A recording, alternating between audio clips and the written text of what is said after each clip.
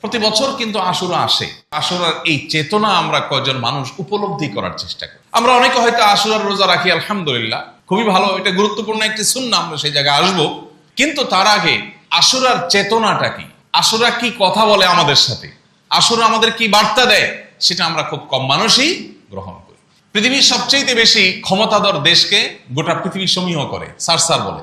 দুর্বল দেশকে পারলে সবাই আগ্রাসন। একজন মুসলমান এর বিপরীতে তিনি আদর্শিক ভিত্তি এটাকে মাথায় রেখে, এটাকে সামনে রেখে তিনি তার পথ চলা নির্ধারণ করবেন।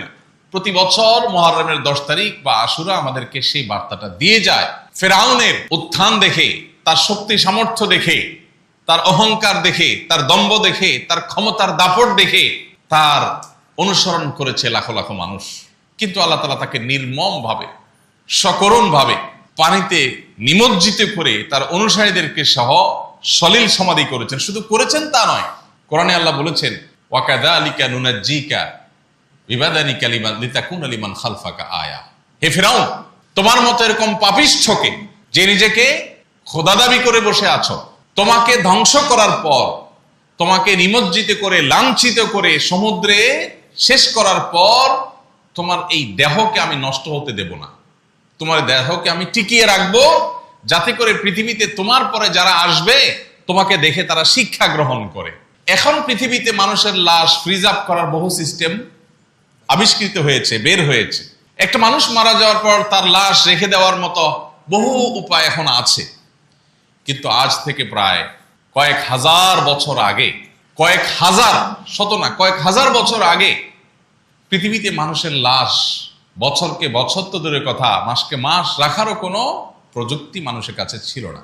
আল্লাহ রাব্বুল আলামিন অলৌকিকভাবে ফেরাউনের লাশকে টিকিয়ে রেখেছেন। এখনো সেটা মিশরের পিরামিড জাদুঘরে আছে।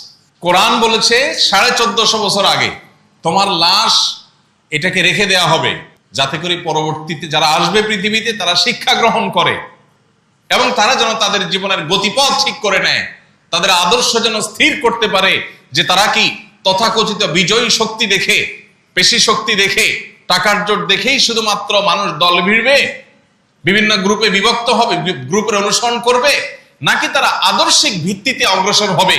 এই করণীয়টা যাতে মানুষ নির্ধারণ করতে পারে, সেজন্য তোমার এই দেহকে রেখে দেওয়া হলো। প্রিয় ভাইরা আমার, প্রতি বছর কিন্তু আশুরা আসে। কিন্তু আশুরার এই চেতনা আমরা কয়জন মানুষ উপলব্ধি করার চেষ্টা করি। আমরা অনেকে হয়তো আশুরার রোজা রাখি, আলহামদুলিল্লাহ, খুবই ভালো, এটা গুরুত্বপূর্ণ একটি সুন্নাহ, আমরা সেই জায়গায় আসবো। কিন্তু তার আগে আশুরার চেতনাটা কি, আশুরা কি কথা